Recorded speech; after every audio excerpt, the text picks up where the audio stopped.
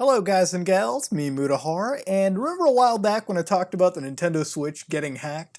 Yes, ladies and gentlemen, beyond the days of WebKit hacking, the Nintendo Switch, at least if you have the launch day revisions, or I guess as close to the Mario Odyssey revisions, at least from my confirmations, ladies and gentlemen, the Switch is able to be hacked down to a hardware level, meaning that no matter how many times Nintendo tries to patch the Switch, this hack will keep running no matter what. This is an indefinite hack. The only downside is if you bought your Switch today or some other day, then it's probably went through the hardware revision automatically, and this is disabled for you, and this video does not apply if you aim to hack your Switch. Now, before we continue, I have to be totally legal about this in the first case, and to be on a good standing with Nintendo, or as good as I can be. This video exists in a well-legal right to exist. This is purely for an educational purposes. In fact, as far as my recollection goes, we have not signed any EULAs. This device has never been signed on with an EULA to begin with, and all I ever really did was create the device, never connected to the internet once, never really had a deal with Nintendo in the first place, and for all accounts and purposes, it is a device that has only been updated from a firmware standpoint, and that's about it. It has never ever touched Nintendo services, it is not connected to any Nintendo Network ID, and that is all that it is. I own multiple Switches. You bet your ass if I'm modding a Switch, I will not use my actual gaming Switch to really be modding that thing around with. Now, the reason I wanted to say that is to make sure that A, I was totally in legal good graces, and Nintendo has never really done anything to me. They never flagged a video down that I ever made about modifying their Wiis, especially when I talked about running GameCube games on the original Wii U. So I don't think that Nintendo would have any issues. But right now, it is kind of a big deal, and the only reason I say that is because piracy is in fact an issue. Right now, it's the word being thrown about. We do not condone piracy, okay? We do not condone it. Virus investigations, malware analysis, all that kind of stuff has no reason for it to show you any form of piracy. We don't condone it. In fact, if anything, all I do is say homebrew is the best on this device, and we'll get to that in a minute. But yeah, I don't want to endorse piracy in any way, shape, or form, so I'm just going to make sure I put that hot potato away and we don't focus on it. So yeah, fuck the legal disclaimers, all right? Ladies and gentlemen, this is a video sponsored by Team Executor. This is actually sponsored by, if I can get the emails out real quick, a little what you call it, sponsoration, if you will. So yeah, this video is sponsored by R4iB9S, a website that is in the market for selling a lot of these hackable devices.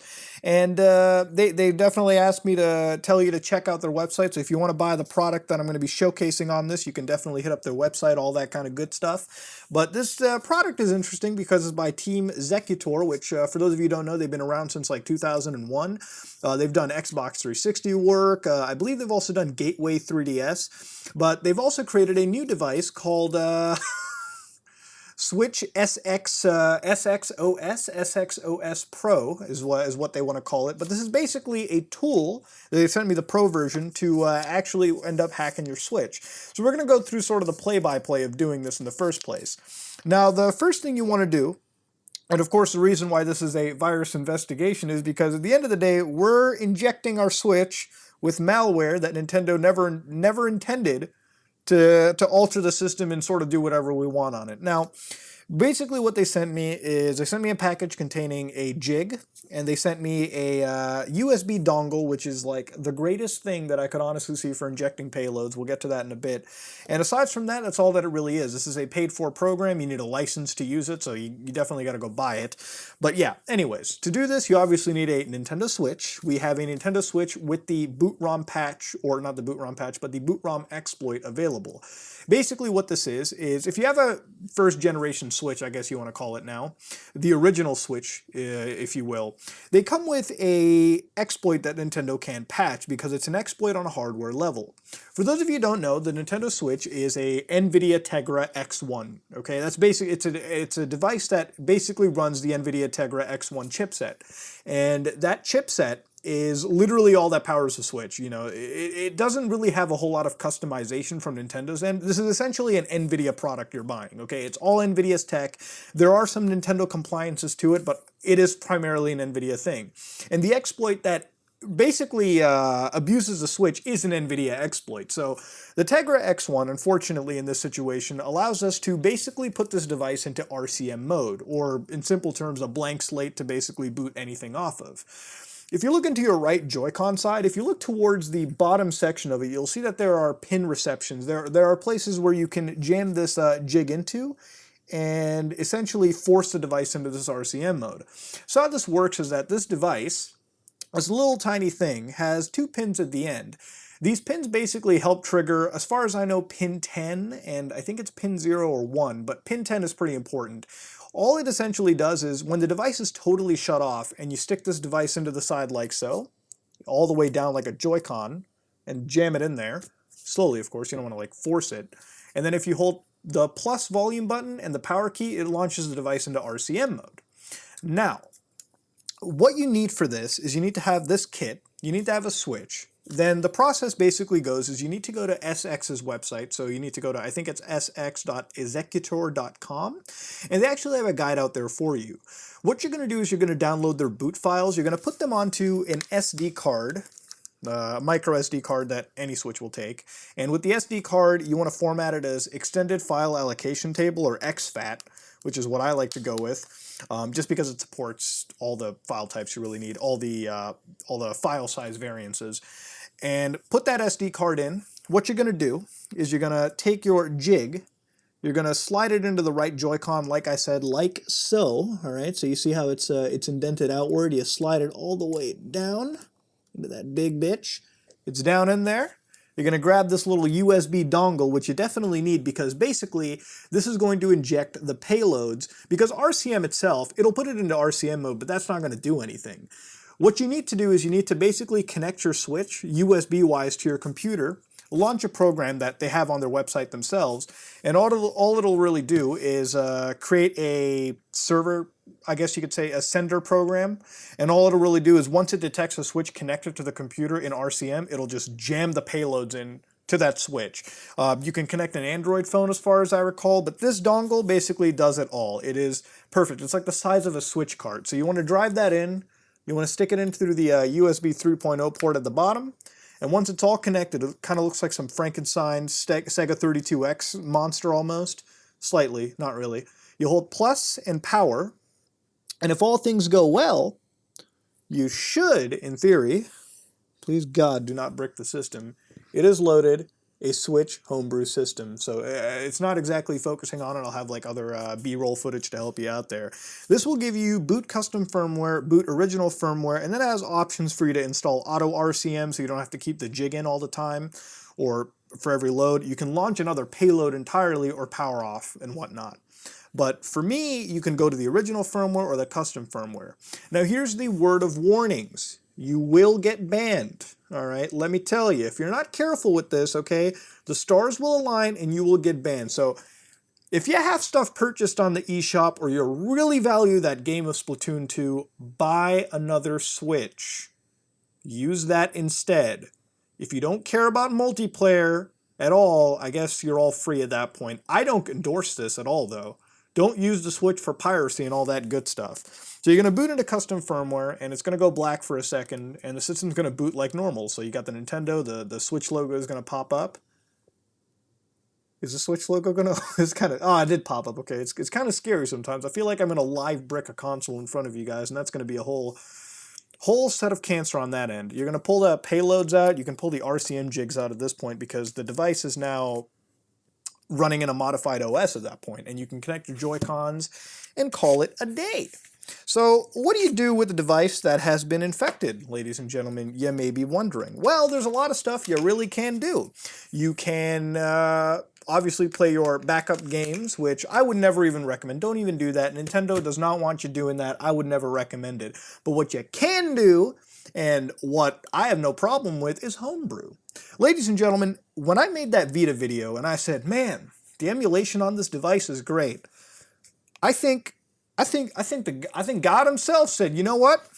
Play your emulated games on the Switch because it is amazing. Already the Switch community, when it comes to hacking and modifying, has grown exponentially. These guys are releasing Game Boy Advance emulators, Super Nintendo emulators. There's even talks of PlayStation 1, N64. Imagine playing Siphon Filter 2 on this, okay? Siphon Filter 2 on the Switch would be a pretty good time.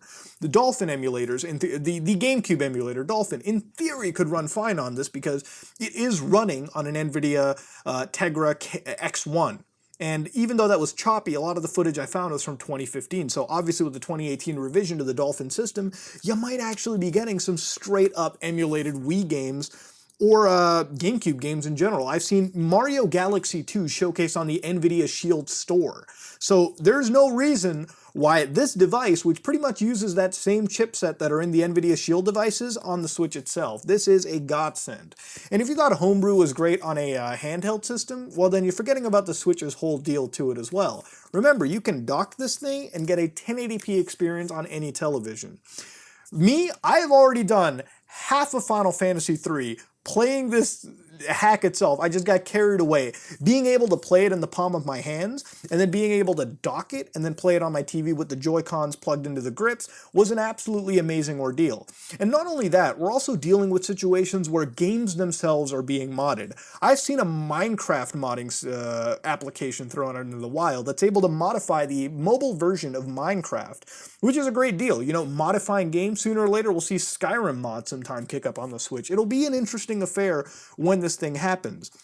So while I think the idea of hacking your Switch for homebrew applications is cool, there is one thing that I have to say, the big elephant in the room, of course. Being a Team Zecutor product, and what this product advertises to be is, first and foremost, as much as a lot of people want to deny it, will be used primarily for piracy.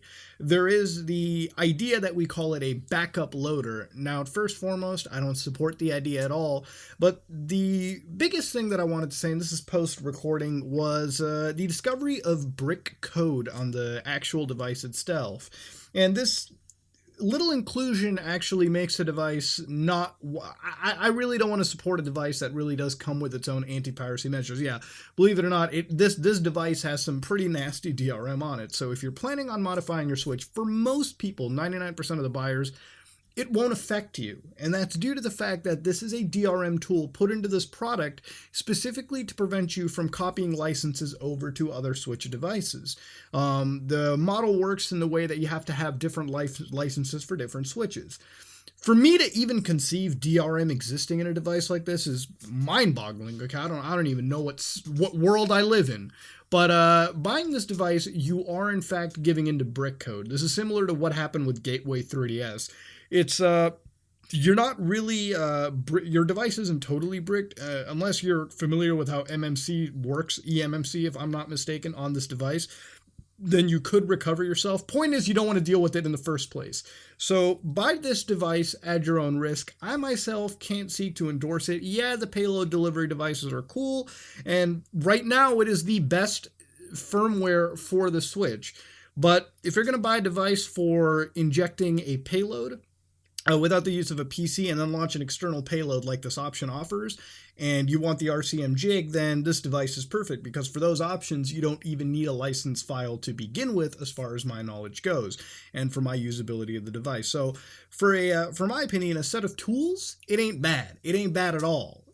For a set of, for relying on it as your primary OS, in my opinion, Team Zecutor has to remove that DRM to begin with, because it's just baffling in my opinion. I understand they want to protect their work, but the work is going to be used for 99% of the community for malicious purposes, okay, which is obviously loading up backups. Homebrew loading is cool and all, that's fine, but in all good consciousness, I can't support something that comes with brick software to begin with. Cool set of tools, just a weird DRM choice to begin with. But that being said, ladies and gentlemen, this has been a Virus Investigations. If you like what you saw, please like, comment, and subscribe. Just like if you dislike it, take care of your Switches. Look forward to the world of modifying them, getting Linux to run on them, and then play... I was about to say play Fortnite, but we already have Fortnite for the Switch. That being said, this is me, Mudahar, and I am out.